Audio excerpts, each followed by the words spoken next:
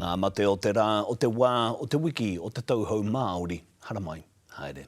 Tātou kei te o maramati he wa Māori ora, and welcome back to the Hui.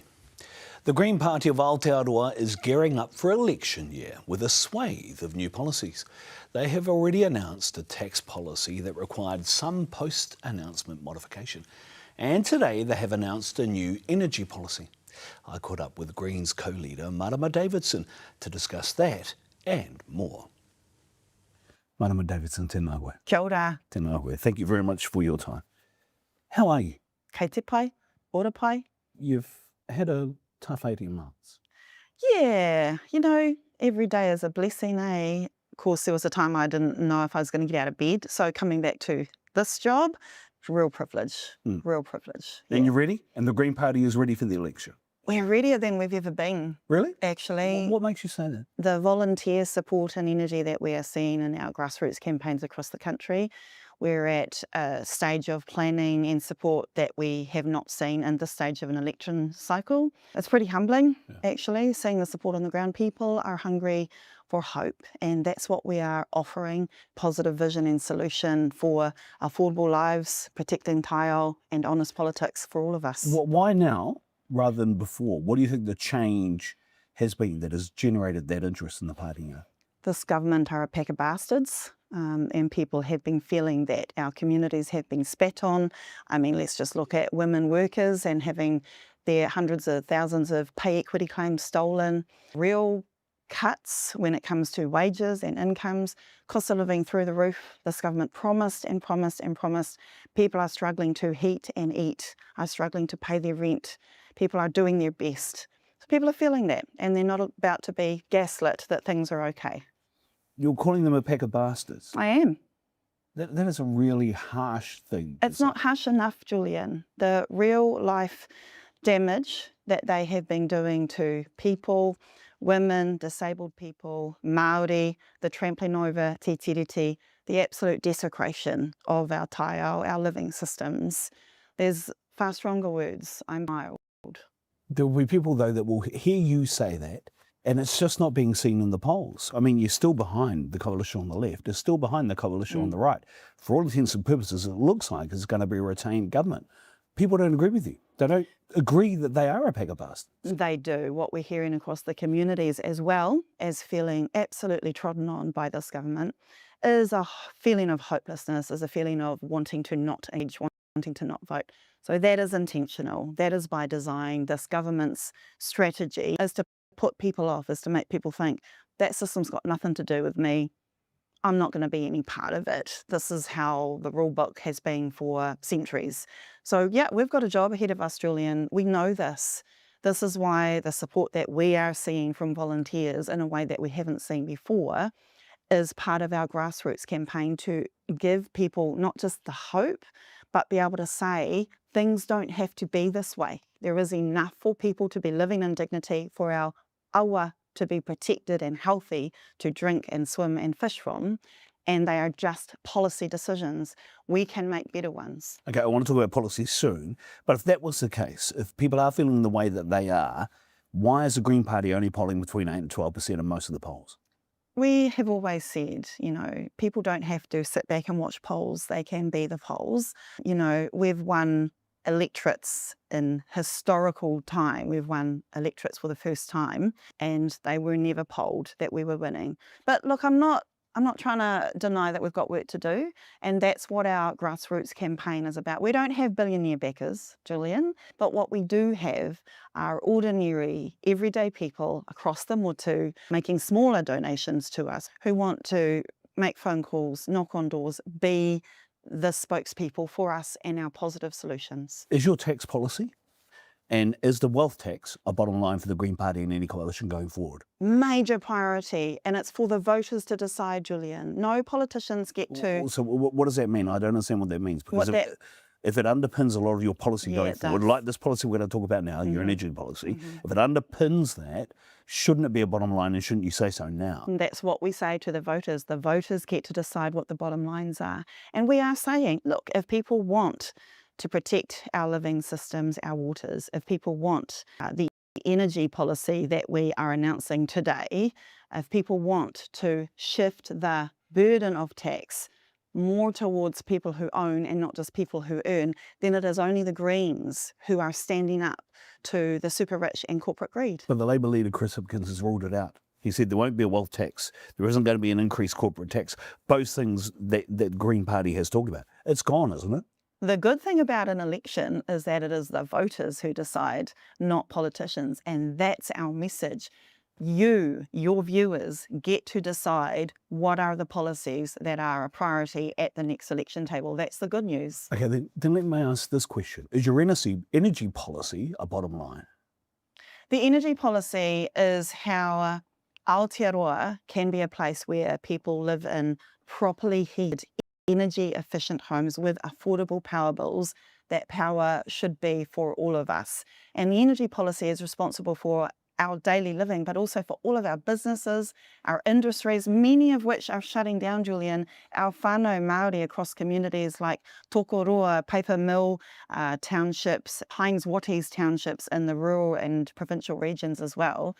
Many Māori generation whānau know what it's like to have industry shut down. Our energy policy will ensure that we have affordable power bills, returning community-owned renewable energy back to communities, and interrupt the big corporate, big power energy companies, returning energy to be a public good. So let's get into it. 40,000 public homes, community energy program, Māori Housing Fund, Kiwi Power, zero interest lending, renters' solar rights, pricing reform, peer-to-peer electricity trading, eco-expansion. Those are big programs, big items. Proud.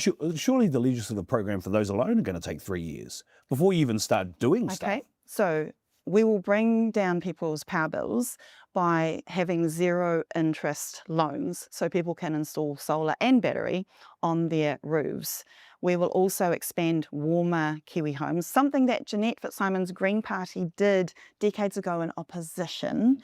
We will return solar to community ownership. Yes, marae, schools, rec centres, libraries, places of worship. Now, with the solar installation, we can get that going as early as the next 6 months. So where's the workforce coming from then? So right now, New Zealand is already installing, about 10,000 odd installations a year. So we can get started immediately.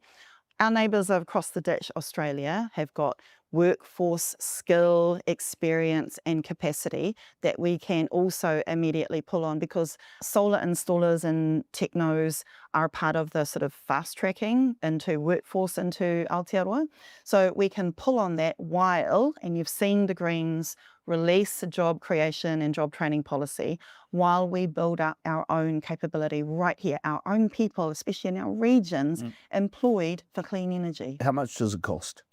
Our overall package, which includes, yes, residential solar for households, community energy, and Kiwi Power, which is a publicly owned crowned entity. Got it? How much does it cost? Yep. Total program? It's $2 billion over the 4 years. That's in operating OPEX, costs, right? Yep. And $1 billion in capital costs. Where are you getting the $3 billion from? Tax the super rich, Julian. You know I'm going to say that. Which the Labour Party has ruled out in any coalition going forward. And which is not up for politicians to make those rules. It is up. Let's have an election. Let's see where the voters fall, and the Greens will be fighting. I will be fighting hard to tax the super rich, to address corporate greed, to ensure there is energy for all of us that is affordable. I will be fighting hard for our voters to take that to the negotiation table.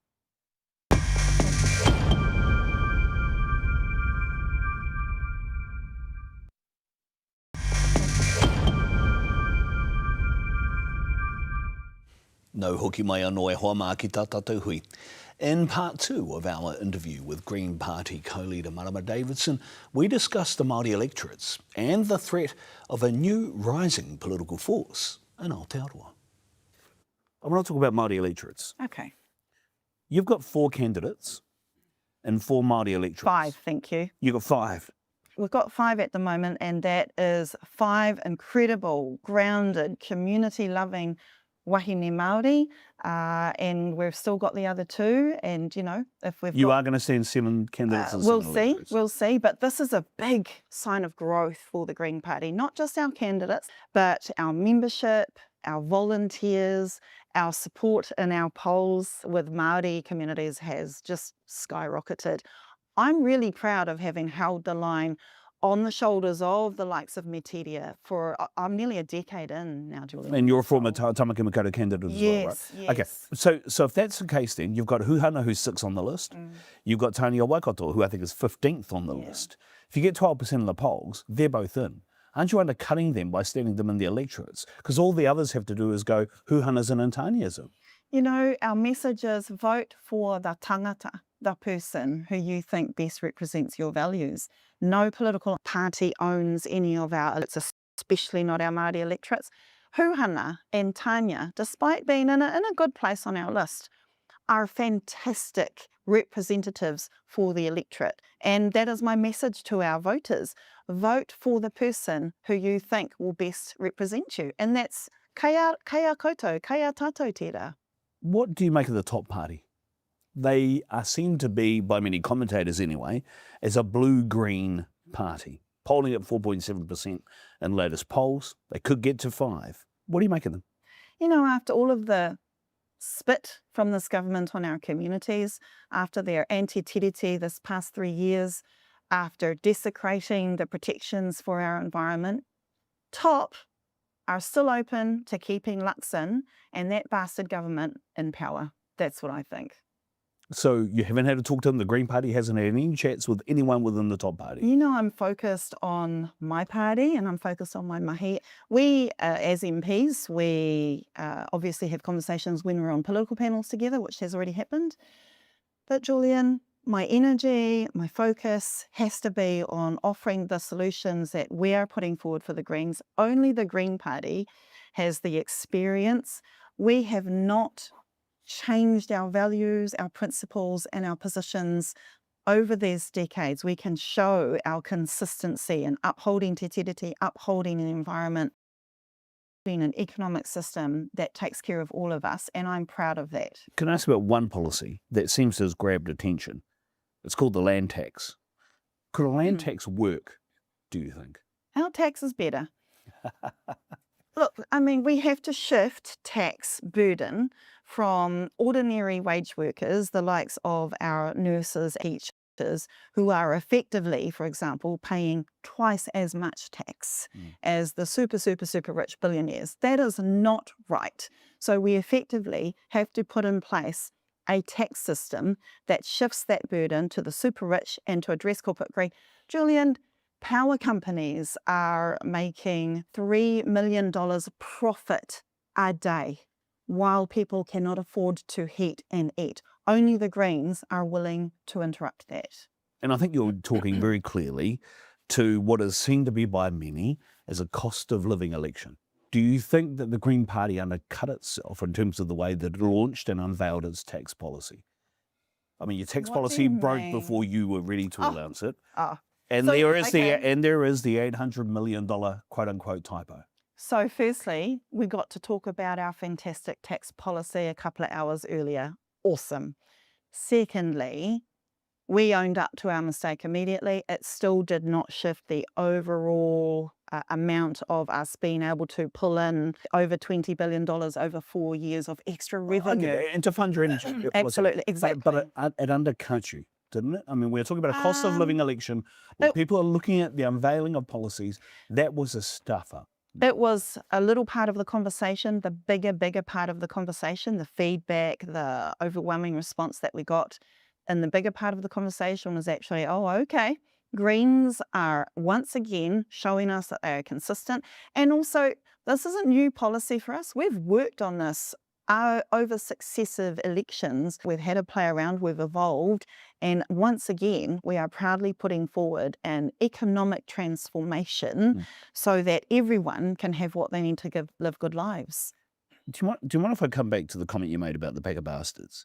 Sure. A lot of these are your relations. Winston Peters, Shane Jones, David Seymour, Nicole McKee, a lot of them are Ngāpuhi. They're government what they are doing to communities, I don't care if their representatives belong to my whakapapa or not. The focus here is their actions. This is why we're hearing from workers, we need to get the bastards out because of the damage they have done to working people, for example.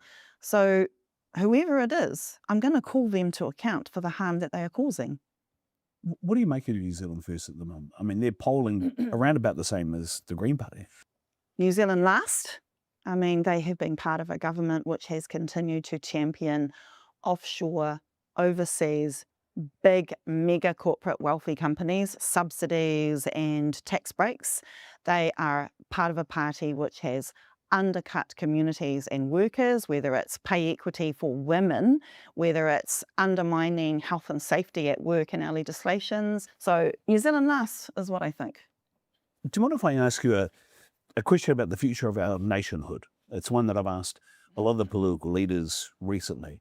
Looking forward to 2040, will New Zealand stay committed, do you think, to a constitutional monarchy up to 2040, or should it change before the 200th anniversary of the signing of Te Tiriti? Whatever words are that we use, the model of an Aotearoa that I am seeing incredible support for, Julian, is a tiriti-led Aotearoa. And I'm seeing that in the submissions that are coming to select committees from the public, from non-Māori, from businesses, from industry, from local and regional governments, from organisations, environmental organisations, health organisations. These are independent organisations who have a kaupapa to care for our people and our planet, who are all saying te tiriti is who we are. We have generations of relationship between Māori and non-Māori living together and doing good things together for their communities, for their people, whether it's restoring wetlands and waterways, whether it's marae opening up. When the roads are closed, the marae are open. Yep. People know that, and that is the model for Aotearoa that they want to see. So can you still have a tiriti-led Aotearoa New Zealand whilst being a republic, i.e. the removal of the crown? I don't believe that all of our relationship for how we want our mokopuna to live in Aotearoa is solely dependent on a country on the other side of the world. I know that our incredible Māori and non-Māori leaders who are pulling together, I mean, the words are constitutional transformation, but more importantly, it's how do we live together? That work, we've already got Māteke Mai, we've already got Tangata Tiriti, pulling together the models, and we've got the models in our communities every single day, Māori and non-Māori working and living together for the good of all people. So we've got what we need to create an Aotearoa for all of our mokopuna to live beautiful lives with dignity that protects papatū ānuku. We can do that right now. Marama Davidson, tēnā koe. Kia ora. Thank you for your time. Thank you. Kia i tonu mai rā e hoa mā, toro kau I hoana, ko ngā kororo hou e pāna kia Destiny Otunrakuraku.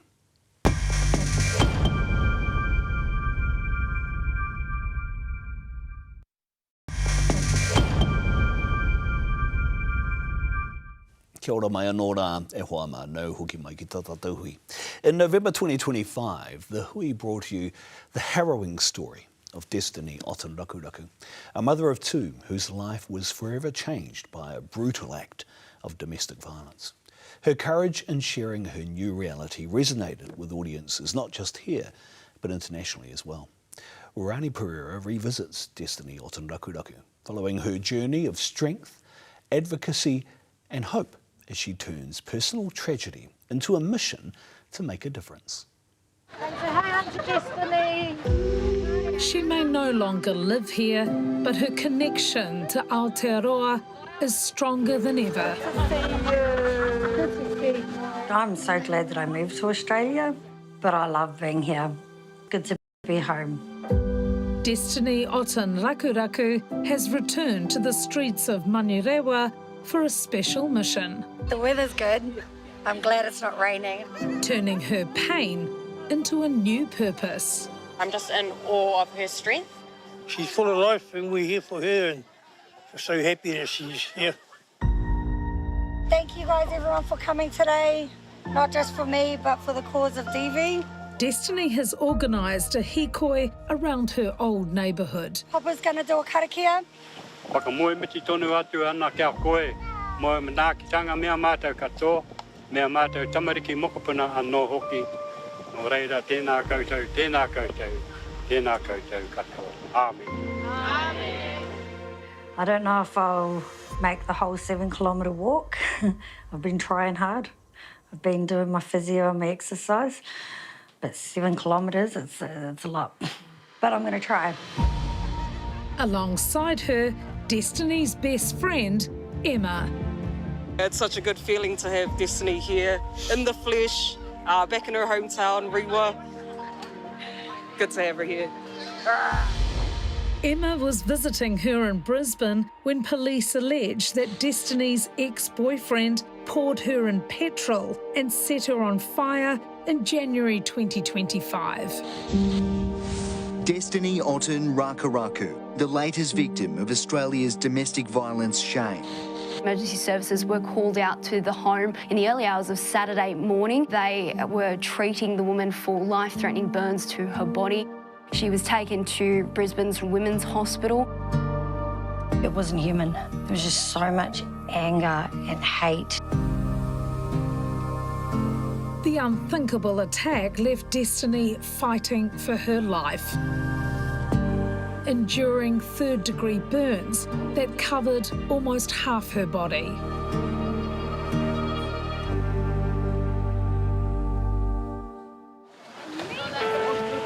Her story of survival struck a chord far and wide.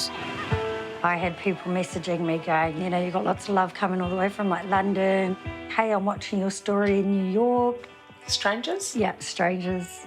Their comments and their words motivate me to get better. Like I use that to keep pushing forward. I flew in from Gisborne this morning and I fly back in a couple of hours. I just wanted to see her, hold her and do the hikoi with her. Watching the mamae and her just pushing on is something else. So her being here today, it says a lot. And to everyone else that's been through something similar, you know, it just, yeah, the toe talk was real. It's that support that's helping her rehabilitation. She's celebrating every small step in her recovery. You're driving now? Yeah. You're driving the kids to school in the morning? That's the biggest accomplishment that I've done. And along with the driving comes my independence again. Still not confident to go places on my own. I still have family with me everywhere I go. Oh, that's better. Oh, I'm still walking it. I'm just moaning while I'm at it. Her regular hospital visits continue, undergoing new procedures like this vacuum suction treatment for her scarring. It pulls it up to try and soften it and break it down so that it becomes a lot more pliable and soft. It's actually really cool, like it feels nice, especially on my chest. I mean, nothing's gotten worse. Everything for me is getting better. And that's all I can ask for. I mean, it's never going to be perfect. I'm never going to be moving perfect to look perfect like I used to. Nah. As long as it gets better and doesn't get worse, that's all I can hope for. Thank you so much for coming. Going public with her story has now brought Destiny to this West Beach as a special guest of this support group for female burn survivors who meet at this retreat every year. You know, I've got a lot of questions. I want to know lots of different things on what life's going to look like further down. Things get better. You know, it can only get better. But I want to hear it from someone else that's been through it. As well as activities and being pampered, it's a time for Destiny to connect with others who have a better understanding of what she's going through. One most important thing we've always felt is they're not alone. Destiny might be in Australia, but she'll never feel alone. Now, I think it's given them an emotional, psychological and a strength they need. Once strangers, these survivors quickly share a unique bond. Heather Stewart was burned beyond recognition almost 60 years ago in a backyard accident. The boy's father said, "Stand back," and he poured petrol into the incinerator. And of course it exploded. I got 3rd-degree burns to 60% of my body. I was in intensive care for around 2.5 months, or quite a long time. And I did used to hide my hands a lot, but I have come through to the stage where I know that, why are you embarrassed about it?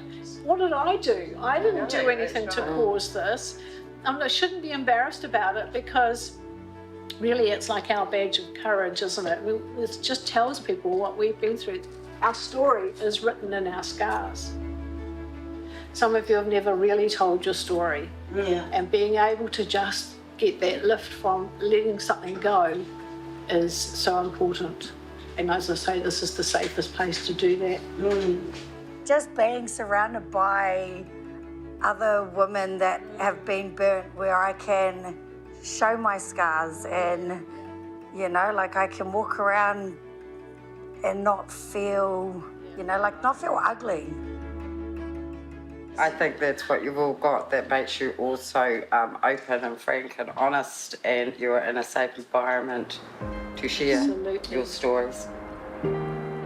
She's made friends for life, yeah, and that's what this is all about. Everyone's got different stories to tell. Yeah, it's just good to be able to tell mine. Her trip back home couldn't have come at a better time for Destiny's confidence. She has more major surgeries planned when she goes back to Brisbane. I have banding that goes all the way from up here and it goes all the way to the other side. So they're going to cut the arms and then cut the neck up. It's a big surgery, but it's definitely going to help. Where is the police case at with your alleged attacker? To be honest, I don't know. Like, there's not a lot of communication. Yeah. Still just a waiting game. It's hard, but I try not to think about those things. Despite the uncertainties ahead, Destiny knows she no longer has to face this journey on her own. Definitely come a long way in a short amount of time. You know, I can't plan things, I can't think of the future. I just have to wake up in the morning and one day at a time.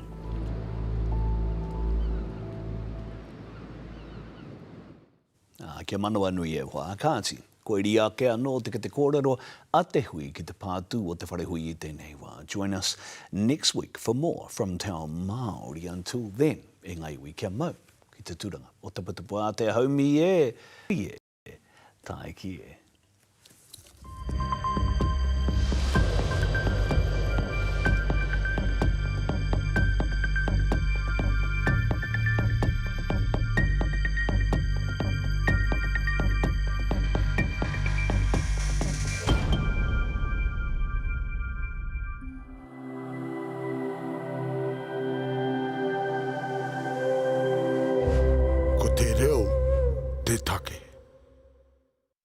Nā te puna whakatongarewa, te hui I tautoko.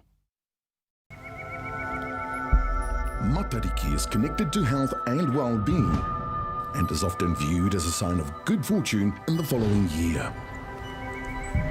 Ina mura I tōna āhua, he tohu tēnā karānea te ora, ka nui hoki te māngari.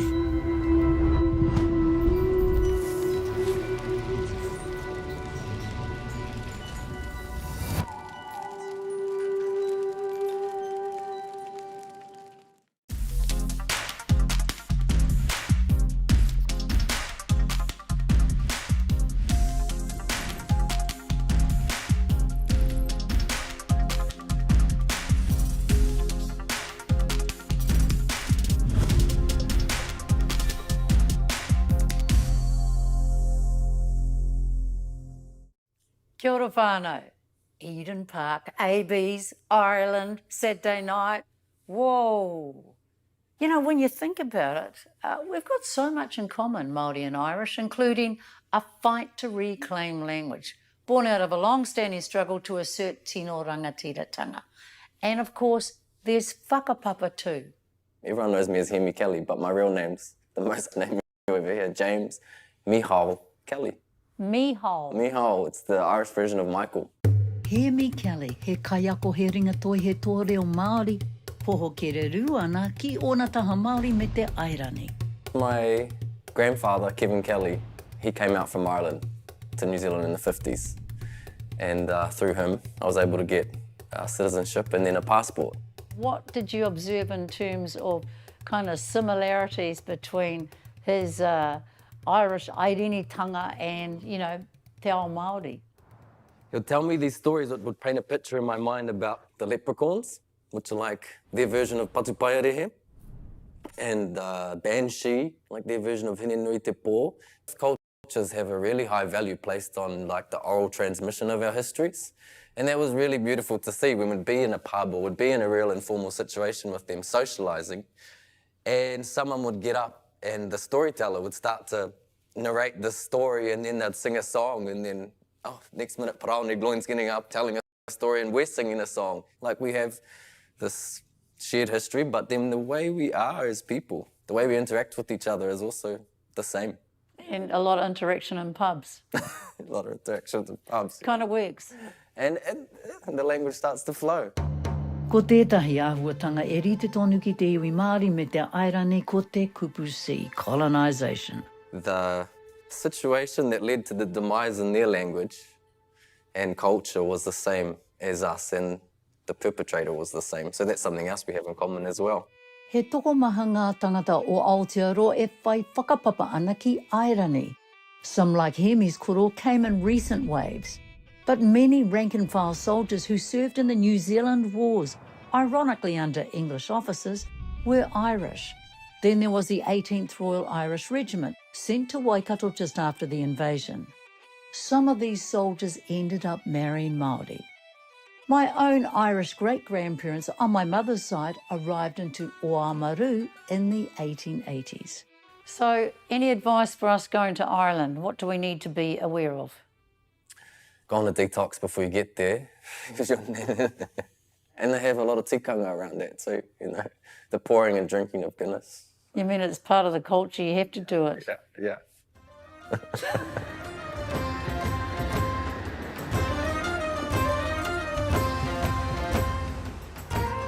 Got to hand it to the English. They're nothing if not consistent.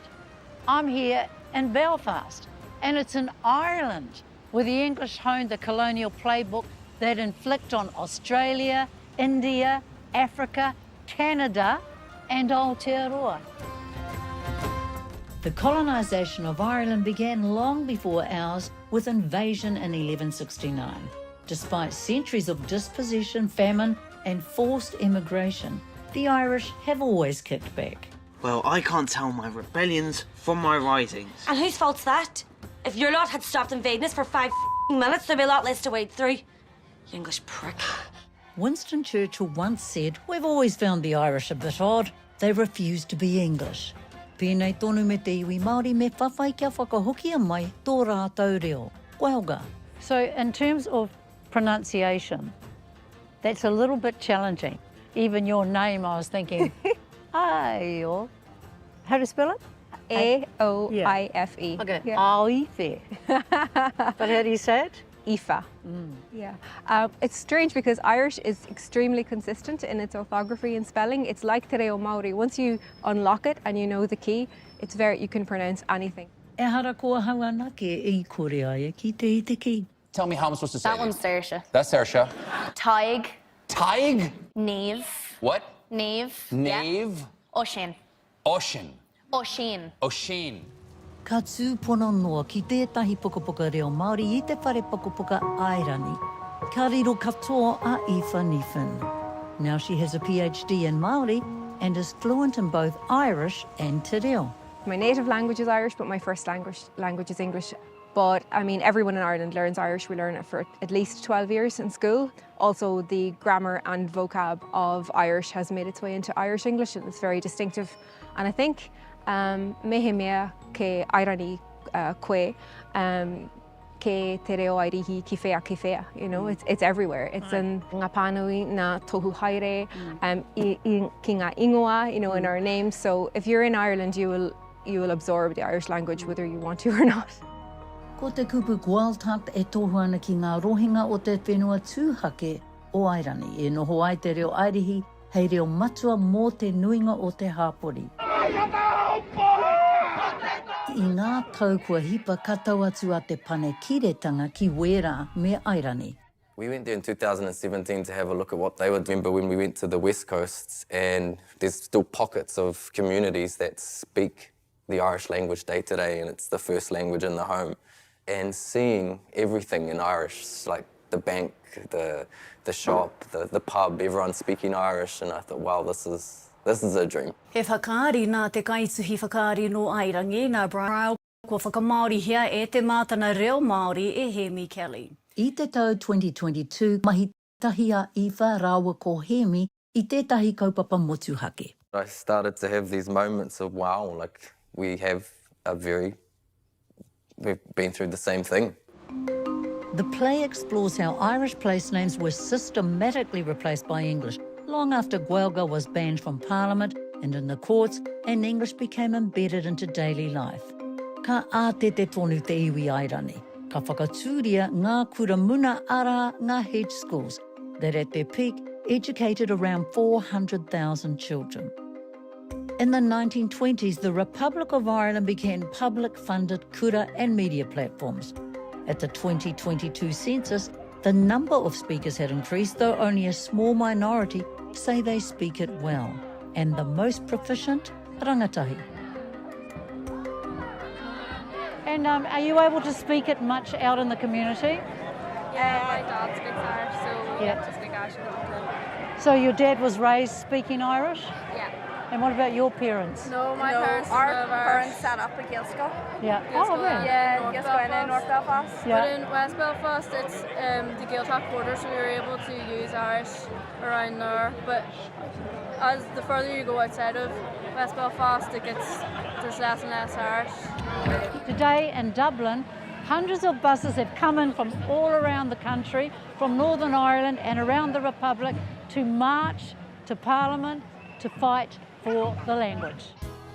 Kua wāhia te mau te Airani ki a rua, ko Belfast ki te raki o Airani, he wāhanga nō te UK. E rua haora ki te tonga ko Dublin, te pō kapū o te kāwanatanga o Airani. Home of Irish music, art, literature and Irish independence, which was declared here in 1921. Ko ia hoki I tū ai te huinga nui katoa I roto I ngā tau te kau. Ki te whakahau I te kāwanatanga, kia whakatīnanahia te kōrero. What are the key issues here?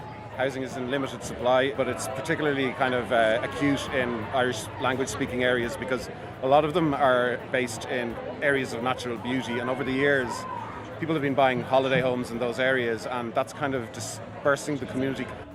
If the language speakers can't live in those areas, then the language dies out, because if the language isn't being spoken day to day, it's dead. I'm actually an Irish teacher, I teach in a Gael school, so an Irish school, and she goes to an Irish school as well, and so it's been like And how is it going with their schools? Because our schools, we don't have enough teachers, especially trained in our language. Yeah, no, we have a lot of issues, and there's a lot of schools, especially Irish schools, that are under pressure and don't have enough teachers. People are here because they want to see action. It's a long-standing issue in terms of not only the housing issue, but also in terms of recognition of the Irish language and the provision of services to citizens in their own language. Is there a distinction really between how things are rolling up north to how down here? Well, the same problems persist. You know, there are different kind of political realities, I suppose, in the north as well compared to the south. But that said, the Irish language has got certain protections, not as many as it does in the south, under northern legislation. And unfortunately, sometimes the language falls into kind of a sectarian battle sometimes. And you know, there are communities in the north from both sides, like people from both sides of the community that are learning Irish. But I suppose historical issues still play a part in how government reacts in the north. Meanwhile, in Northern Ireland itself, the bombings were setting new records in horror. He toko maha ngā ruruhi o Aotearoa ka maumahara tonu ki te raki o Airani mō te pōrerea. Rā, mō tētahi wā o te pakanga tata ki te 30 tau te roa. I do remember getting told off, asking a few too many questions about Northern Ireland and Southern Ireland. That imposing wall represents divisions between Irish nationalists and pro-British rule communities. The Constitution of the Republic recognises Irish as its first official language. Hei tā te raki o Airani, he wāhanga no Piritania he reo tokoiti ke te reo Airihi i te tau 2022. Ka whakatūria te tūranga o te kai kōmihana o te reo Airihi i te marama o ki topa 2025.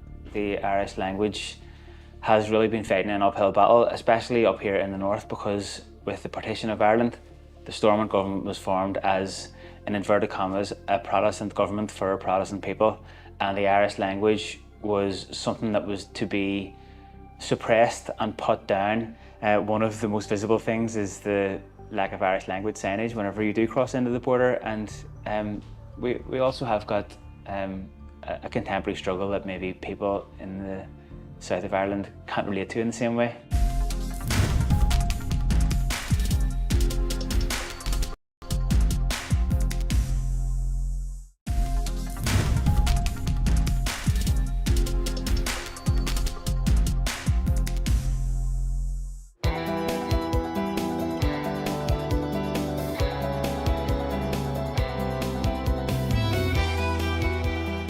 In 1856, German philosopher Friedrich Engels wrote to his friend Karl Marx, and in a letter he said that Ireland could be regarded as the first English colony.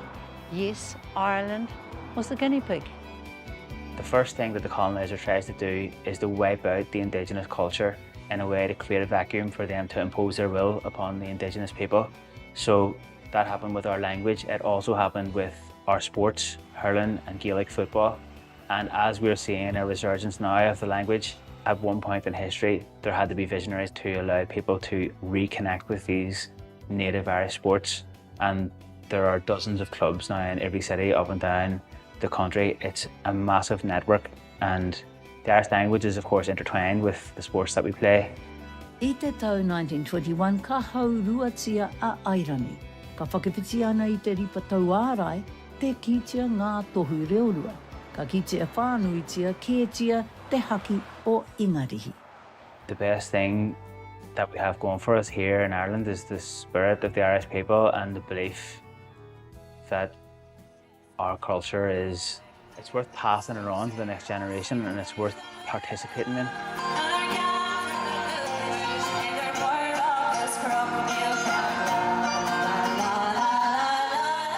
Anla's father, Garage O'Carolan, was a pioneer of the Irish language movement in Belfast. Nāna I whakatū te whare ahurea reo Airihi, te nūpepa reo Airihi tuatahi, tētahi kamupene whakaari, me tētahi kura. I tīmata ki ngā ākonga tokoiwa, nā wairā ka tipu hei kura tuarua reo Airihi anake I te uru o Belfast. Nancy, go sex lovely. Yep, she only speaks Irish and a little bit of Arabic. Go Nancy. Anla O'Carolan is based at the Cultural Centre, where he runs his podcast Rebel Matters and manages a gym he set up in a refugee camp in the West Bank. Me and both my brothers grew up as Irish as our first language, which would have been uncommon at the time. It's still uncommon now, but it's more popular now than what it was then. All through the 80s and the 70s, there were people who were risking their lives to set things up that were for future generations here, and we're, I suppose, the generation now that has seen the benefit of that.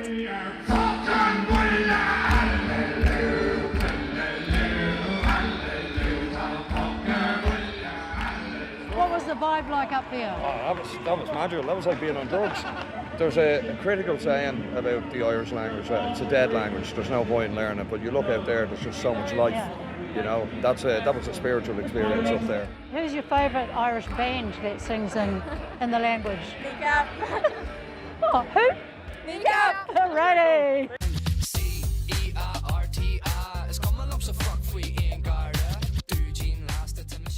Pērā I te Māori, he wāhanga nui tonu te puoro nō te whakahokinga mai o te reo. Ko kniecap tērā e ā ki ana ki mua. What is your relationship with that band? My youngest brother is in kneecap, and it's been great to be involved in the kind of the surge that kneecap have played a big part in. I think historically the colonisers in Ireland have tried to kill off the Irish language. A big part of that was to make it seem like the language was useless, that it was backwards, that it was no longer a requirement. And to a large degree, I think that they succeeded. And I think what we're seeing now in recent years, in part, kneecap have played a big part in this, that we've seen people taking back the Irish language, seeing the value in it. They're sort of taking back their sense of identity, and that, I think, is a big part of the reason why I see so many people coming out on the streets. They've done a lot for the Irish language, making it, you know, cool again for younger people to start speaking it. You can see this renewed interest in the Irish language and Irish culture.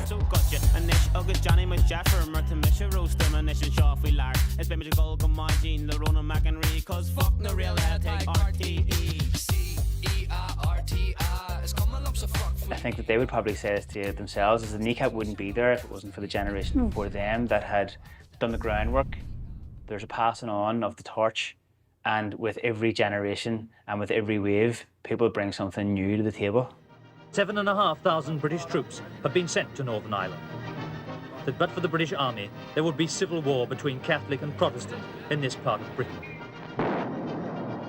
Nō te tau 1969 ki te whakaaetanga o Good Friday, I te tau 1998, I tūtū ai te puehu, ki Wainganui I ngā hoia o Piritana ki te raki, me te rōpū hoia āpiti te IRA. You grew up here in a time of conflict, and we've driven around and you've told me the stories of what's happened, the stories that you heard, your neighbours.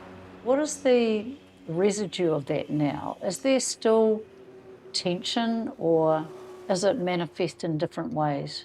That's a good question. We're certainly still living with the ramifications of partition here, not just in terms of cultural suppression, not just in terms of state violence against the community here, but also in terms of community development, community investment. Shooting began, and within half an hour, 13 civilians, all of them Catholics, were shot dead by British troops. People in New Zealand might look at Ireland and think, in particular in Northern Ireland, there's the Catholics and then there's the Protestants, and there's a division along those lines. I think that's a narrative that was perpetuated by the British government in a way to try and kind of contain the conflict that was here and portray it as a conflict that was happening between two native tribes that just didn't get along with one another, the Catholic tribe and the Protestant tribe, so that they could get away from the fact that they were colonising Ireland and continued to occupy the 6 counties, and there was an anti-colonial struggle going on against the British government.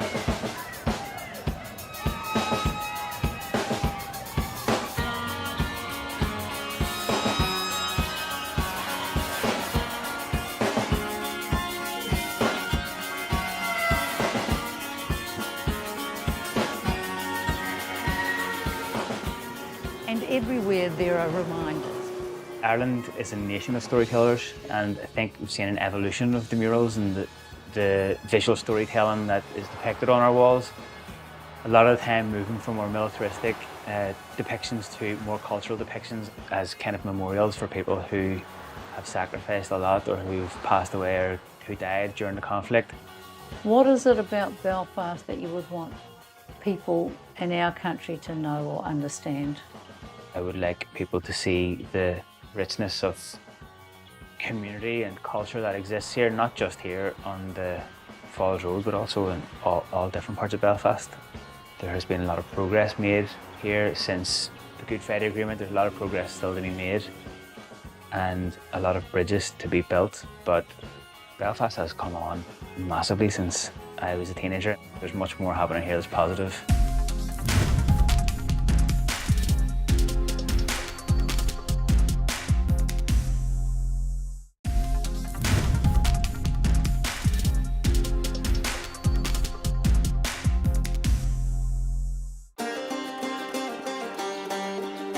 Ka pēkātu mātou mā tētahi rohenga kē ki wera. Now, the Irish people I spoke to really rate Wales for language revitalisation. Why do you think that's the case? The Welsh language has been in retreat and continues to lose ground in some places, but it's still a language spoken by well over 500,000 people, and where many, many people in Wales, their everyday life is still lived through Welsh, and I think for some people that's something they would aspire to. Mark Drakeford, Secretary for Finance in the Welsh language and a former First Minister of Wales, which is much like the Prime Minister.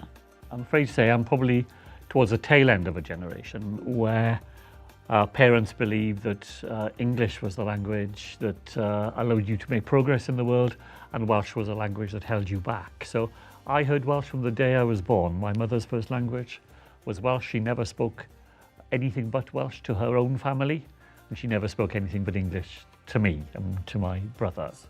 How have things evolved since then? Families now definitely think much more that the gift of bilingualism, and that's what it is something you'd want to offer any child. So the number of our young people who have their education through the medium of Welsh has grown strongly, and I think there's a greater sense of the importance of the language. It's no longer thought as something that belongs to the past, but something that is very much part of our present and our future here in Wales. Mehe me pōhehe ana koe ki te uaua o te reo airihi.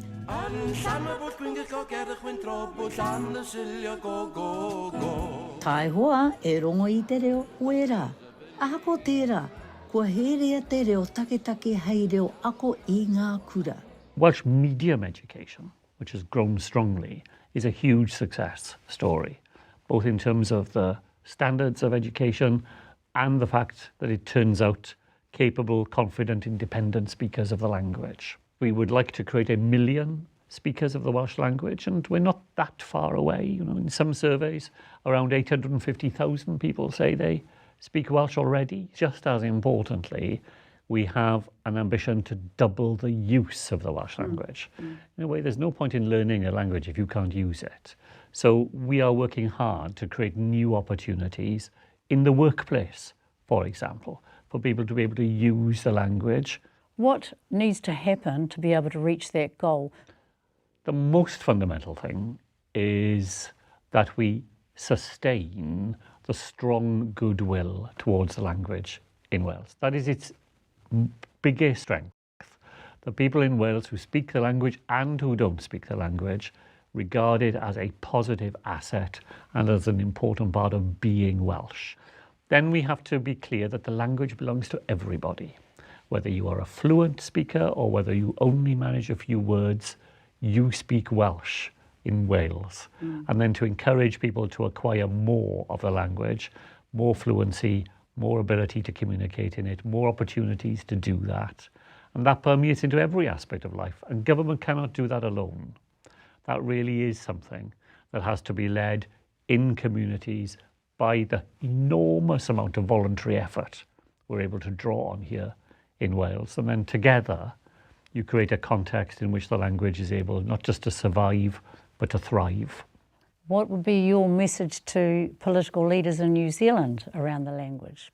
Well, I think it's to think of language as an asset to you in terms of the identity of the place that you are lucky enough to live in, an asset in the way in which that creates economic opportunities for people as well as cultural opportunities, and an asset that is important for you, not just today, but in the way we think here in Wales of the future of generations, the well-being of future of generations. The effort that you make today lays down the foundation for people who come after us as well. Back home, and there's something about Ireland that feels familiar. Ko te whakakata, ko ngā pūrākau, me te niwha, he āhuatanga no te kainga. How did you find it going back yourself with, you know, your koro being Irish? Did you feel some sense of kind of connection? I felt like I was just probably saying what every other person who's been back to Ireland who has this whakapapa, oh, my grandfather. But as soon as you tell that story, they welcome you in as whānau. Yeah. And I think in my travels with Te Panekiretanga, with Timoti and others, when we are, as Māori, you'll know, with other indigenous communities, no matter where we are in the world, there's this feeling of being with whānau. We have a shared history, the same struggles, but at the end of the day, we just also like to have a good time and, yeah, connect with each other. I ngā pāpara kauta ki ngā akomanga, I ngā tiriti ki ngā atamira, kua tukuna te rākau ki te reanga hou. Hear me pours me my first taste of Guinness as we salute game changers and disruptors, those in Ireland and Aotearoa who had a dream to reclaim te reo and fought for it. Sláinte. Mōri ora. What do you think? That's very berry. Yeah, very berry. Some 25,000 people marched that day in Dublin, while it was coincidentally Māori Language Week back here in Aotearoa. Shortly after the rally, the Irish government announced a funding boost of around $55 million towards the Irish language sector. There's also a new campaign underway to introduce a law that would compel the Department of Education to establish and support total immersion schools in Ireland. Despite huge interest from communities, half the counties don't have any secondary schools teaching in Irish. Hey, hope you enjoyed tonight's ep. Watch it again on Māori Plus. Pōmari.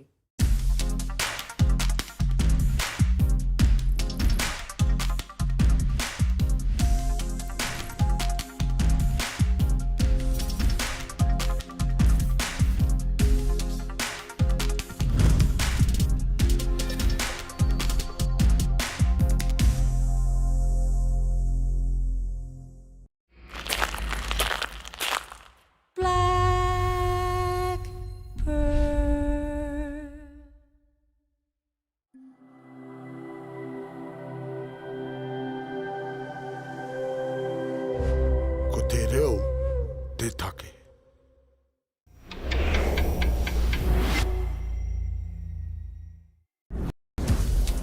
For more Te Ao of Moana, stream full episodes now on Māori Plus.